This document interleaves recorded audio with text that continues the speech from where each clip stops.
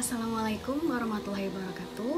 Perkenalkan, nama Ibu Eka Oktavianingsih atau biasa dipanggil Bu Eka. Di sini, Ibu selaku Wakil Kepala Sekolah Bidang Kesiswaan ingin sedikit menjelaskan tata tertib yang ada di SMPIT Ulil Albab. Selama teman-teman semua belajar di SMPIT Ulil Albab, tentu saja ada peraturan-peraturan yang harus kalian patuhi. Namun sebelum Ibu lanjutkan, Ibu ingin mengucapkan selamat datang dan selamat bergabung untuk mujahid dan mujahidah siswa baru SMPIT Ulil Albab yang saat ini sedang melaksanakan kegiatan pengenalan lingkungan sekolah. Harapan Ibu, semoga kalian semua bisa menimba ilmu dengan penuh rasa tanggung jawab, disiplin, serta jujur. Peraturan yang pertama yang akan Ibu jelaskan yaitu mengenai waktu belajar dan aktivitas belajar di SMPIT Ulil Albab. Kalau tidak dalam masa pandemi, kita belajar mulai pukul 7 sampai dengan pukul 16.00. Di mana kegiatan belajar kita dimulai dengan majelis pagi secara bersamalah yang dilakukan di lapangan. Kemudian majelis pagi kita mulai dengan membaca istighfar, membaca Asmaul Husna, membaca Al-Masurat, dan terakhir kita membaca tilawah Al-Quran. Setelah majelis pagi selesai, kita sholat duha dulu di lapangan. Setelah itu baru masuk ke kelas masing-masing untuk melaksanakan pembelajaran. Nah, yang perlu teman-teman ketahui, di sekolah kita ada kegiatan makan siang bersama di kantin. Jadi, setelah selesai sholat zuhur, kita semua akan sama-sama makan siang di kantin dengan didampingi oleh Bapak Ibu Guru, wali kelas, dan Bapak Ibu Guru yang lain. Nah, makan siang bersama ini tentu harus dengan adab Islami. Dimulai dengan mengantri mengambil makanan secara rapih, kemudian mengambil makanan secukupnya sesuai dengan kebutuhan, kemudian makan dimulai dan diakhiri dengan berdoa, makan tidak sambil berbicara dan tidak sambil berjalan, kemudian yang terakhir mencuci alat makan sendiri.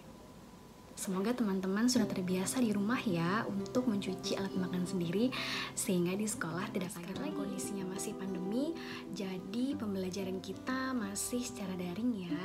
Nah, kalau daring, waktu belajarnya dimulai pukul 7 sampai dengan pukul 13.15, dimana dimulai dengan majelis pagi dan sholat duha secara mandiri di rumah masing-masing. Kemudian kita melaksanakan kegiatan literasi, baru setelah itu masuk ke jam PJJ, kegiatan pembelajaran sampai dengan pukul 12. Nah, setelah itu teman-teman semua bisa melaksanakan sholat zuhur dan makan siang. Setelah itu ada lagi yang perlu kita lakukan, apa itu? Yaitu kegiatan recalling. Nah, apa sih Bu kegiatan recalling itu? Kegiatan recalling itu adalah teman-teman semua wajib menceritakan kegiatan pembelajaran kalian selama 1 hari, dari mulai bangun tidur sampai dengan selesai PJJ. Jadi teman-teman bisa menceritakan selama teman-teman belajar apa yang teman-teman pelajari, kemudian ada kendala atau tidak selama pembelajaran. Nah, di sana kalian bisa ceritakan ya. Nanti proses recallingnya bisa melalui video call dengan Bapak Ibu Guru Walas masing-masing atau bisa ditulis di grup kelas masing-masing. Kemudian bagaimana jika teman-teman tidak bisa mengikuti kegiatan PJJ atau kegiatan pembelajaran baik karena izin maupun sakit? Nah, semua perizinan dilakukan melalui orang tua kalian ke wali kelas ya. Jadi jika teman-teman izin, ada keperluan yang sangat mendesak, keperluan yang sangat penting, atau teman-teman sedang sakit dan tidak bisa mengikuti kegiatan pembelajaran, silakan ayah bunda kalian boleh hubungi Bapak Ibu Guru wali kelas masing-masing, baik boleh secara telepon maupun via chat. Di luar dari izin atau sakit, harapan Ibu teman-teman semua bisa mengikuti kegiatan pembelajaran secara aktif, disiplin, dan tanggung jawab. Walaupun kita belajarnya masih daring, namun Ibu berharap persiapan teman-teman semua ketika ingin belajar sama seperti teman-teman belajar di sekolah. Dari mulai bangun pagi, sholat subuh, kemudian mandi, sarapan, majelis pagi, setelah itu baru kita mulai kegiatan pembelajaran.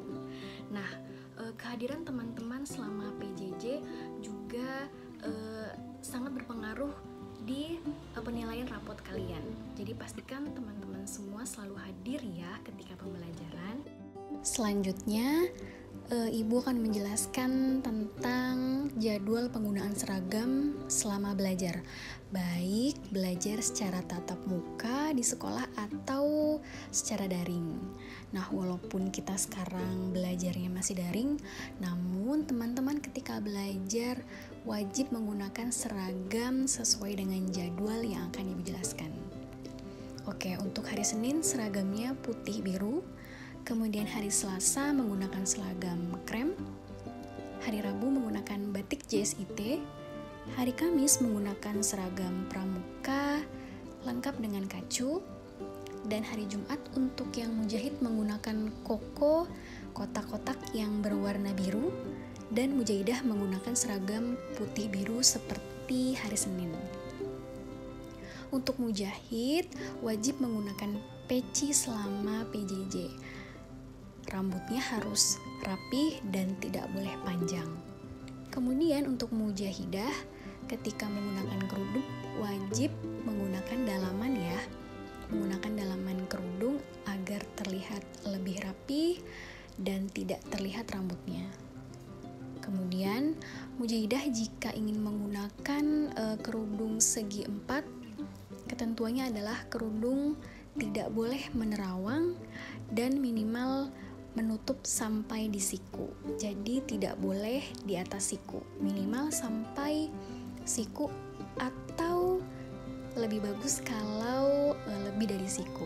Nah, untuk teman-teman mujahidah, teman-teman sudah harus belajar ya menggunakan kerudung secara syar'i agar lebih menutup aurat.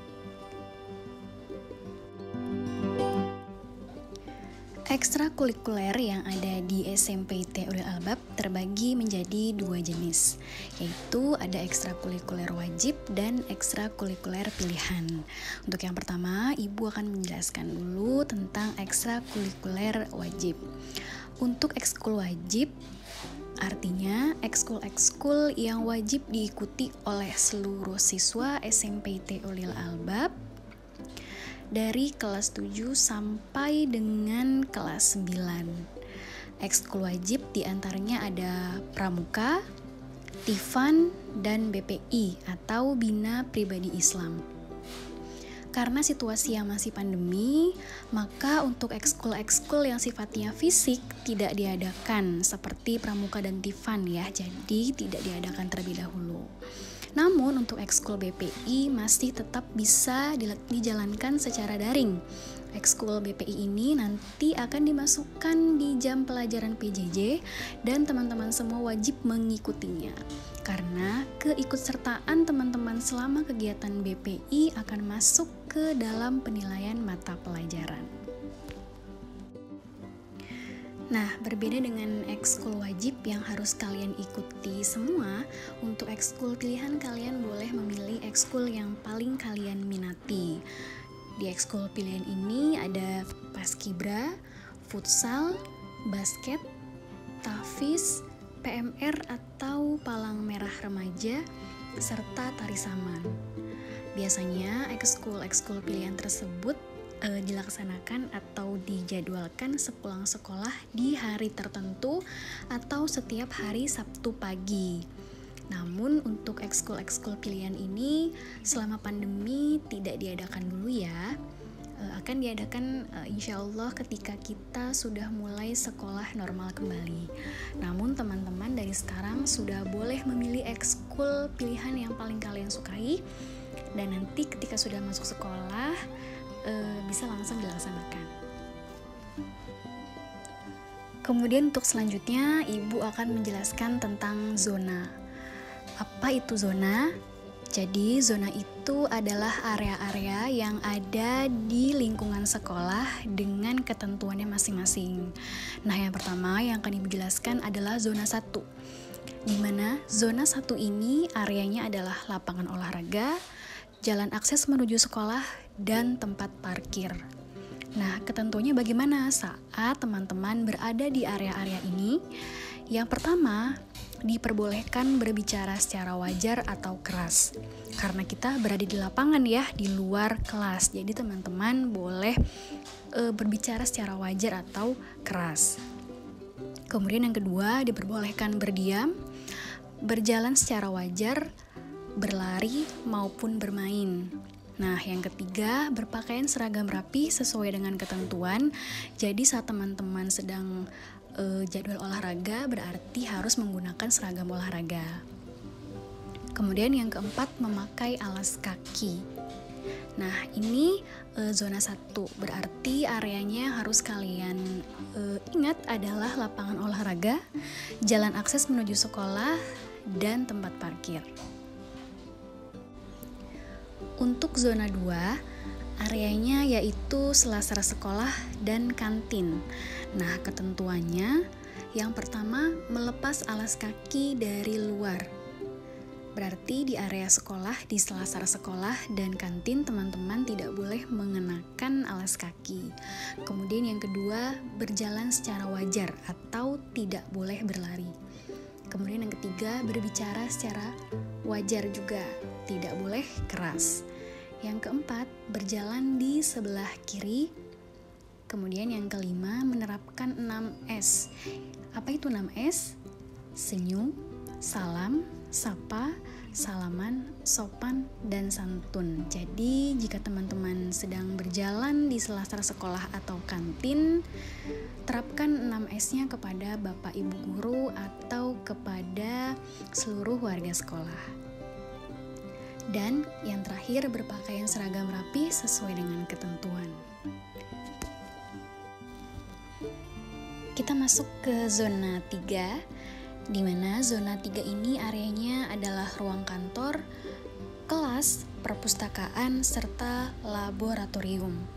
Nah, ketentuan di area-area tersebut yaitu yang pertama, melepas alas kaki dari luar. Yang kedua, berbicara lirih atau wajar, karena di area zona 3 ini teman-teman berada di area-area yang ada Bapak Ibu guru dan area-area belajar ya, jadi teman-teman berbicaranya sudah lebih lirih atau wajar.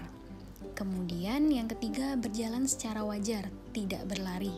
Yang keempat, membaca atau belajar, tidak bermain. Artinya tempat-tempat di zona 3 ini bukan untuk tempat bermain ya, tapi tempat untuk belajar. Kemudian yang kelima, menerapkan 6S. Dan yang keenam, berpakaian seragam rapi sesuai dengan ketentuan. Oke, kita masuk ke zona 4. Di zona 4 ini hanya ada satu area, yaitu toilet. Ketentuannya, yang pertama, berbicara secara wajar atau diam. Artinya, ketika berada di toilet, teman-teman tidak boleh berteriak. Kemudian yang kedua, tidak bermain. Yang ketiga, memakai alas kaki khusus toilet, atau biasanya di sekolah disediakan sandal khusus untuk masuk ke toilet. Kemudian yang keempat, memakai tutup kepala. Oke, masuk kita ke zona terakhir, yaitu zona 5. Di zona 5 ini kita khususkan untuk tempat beribadah atau tempat sholat, yaitu masjid. Nah, di masjid tentu mempunyai ketentuan sendiri ya. Yang pertama, berbicara lirih atau diam. Yang kedua, berzikir, doa, atau tilawah. Yang ketiga, berjalan secara perlahan. Dan yang keempat, berpakaian seragam rapi sesuai dengan ketentuan. Jadi di area masjid ini teman-teman benar-benar hanya fokus untuk beribadah, untuk sholat, kemudian berzikir, doa, atau tilawah. Jika teman-teman tidak melakukan aktivitas tersebut, namun teman-teman sedang berada di masjid, berarti teman-teman berbicaranya harus secara lirih atau diam. Barang-barang yang tidak boleh dibawa ke sekolah. Ada apa saja? Yang pertama, tidak boleh membawa senjata dan benda tajam, seperti gunting, pisau, cutter ataupun penggaris besi yang tajam tanpa izin dari bapak ibu guru. Kemudian yang kedua, dilarang membawa dan menghisap rokok di lingkungan sekolah. Kemudian yang ketiga, dilarang membawa serta mengkonsumsi minuman keras dan obat-obatan terlarang. Dan yang terakhir, teman-teman semua dilarang membawa motor ke sekolah. Jadi jika teman-teman ingin berangkat ke sekolah, silakan diantar oleh ayah bundanya di rumah, atau boleh naik angkot, atau naik Gojek, atau naik Grab. Ya, jadi teman-teman tidak boleh membawa motor ke sekolah demi keselamatan teman-teman. Karena di usia teman-teman pun belum diizinkan ya untuk membawa sepeda motor. Untuk yang terakhir, Ibu akan menjelaskan sedikit mengenai siswa yang melanggar atau tidak mematuhi peraturan sekolah. Nah, tentu saja di setiap sekolah ada sanksi yang diberikan kepada siswa yang tidak patuh aturan ya. Begitupun di SMPT Ulil Albab. Nah, di sekolah kita sanksinya terdapat beberapa jenis. Yang pertama ada sanksi secara lisan atau lewat teguran, kemudian secara tertulis, skorsing, dan dikembalikan kepada orang tua.